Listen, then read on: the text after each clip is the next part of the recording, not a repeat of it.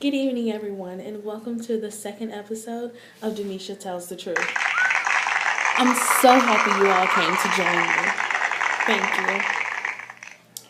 This week I'm going to be discussing Blue Gold, World Water Wars. This is not a film about saving the environment. It's a film about saving ourselves. 97% of the Earth's water is salt water. 3% is fresh water, but much of that is polluted beyond human use. That's our fault. We have to do something about it. Now, Jim Olson, who is an environmental attorney, he says that when it's all said and done, we need water to survive. I agree completely. Then there's Tony Clark, who's the co-author of Blue Gold and the executive director of Polaris Institute. He says that profit is being made out of the delivery of water to people and communities, which is absolutely ridiculous. It's time out for that. So then we come to Maudie Barlow, who's another co-author of Blue Gold and a national chairperson for the Council of Canadians. She says that we are in a global water crisis in which we are running out of water. Now that seems to me a bit much. I know that water is definitely scarce, that we can consume as humans, but saying that we are running out of it at an alarming rate, I don't tend to agree with that. So she needs to find something else to say.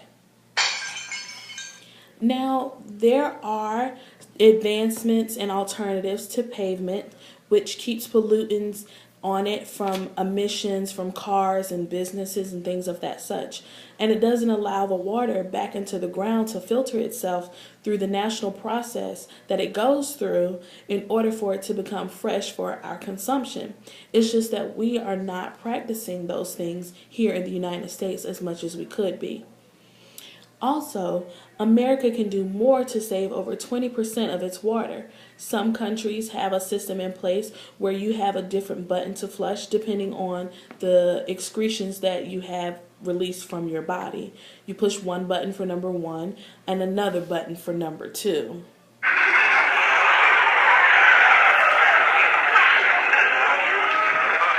Now, although we can laugh at some things, there is a serious thing that needs to be discussed, such as a hidden agenda. There is profit to be made by those who created the means to an end for the wasting of human consumption. Trust me, they're not just in this just for saving lives. There will be money made. Also, we need to realize that water is running out and that we have to be motivated to do something about it, because if not, we can't sustain human life for, years and years and years to come, as well as you're going to have to give up some of those luxuries that you've become accustomed to due to the fact that we won't have the water to support it. Now, there are some that might say that we're not really running out of water, or why is this being brought to our attention now? And to those people, I would say I agree with those two questions. And to that end, we are waiting for an answer. Someone has to have the answer for us. At some point, we will come to that realization. But according to Potter, exposure to media messages has been found to trigger viewer behavior that imitates the behavior in the media. So if we show in the media that there is something that can be done, will be done, then water can be saved. Also, according to Sykes, Malik, and West, the sense of urgency may vary upon the people in your audience. So it is left up to us. I'm putting it out there for all of us to see that there is an issue, there's something we can do about it. We need to do it now.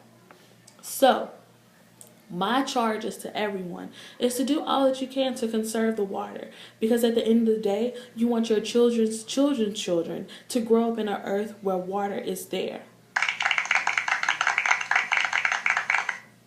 So thank you all for watching another episode of Denisha Tells the Truth. Thank you. Thank you. Thank you.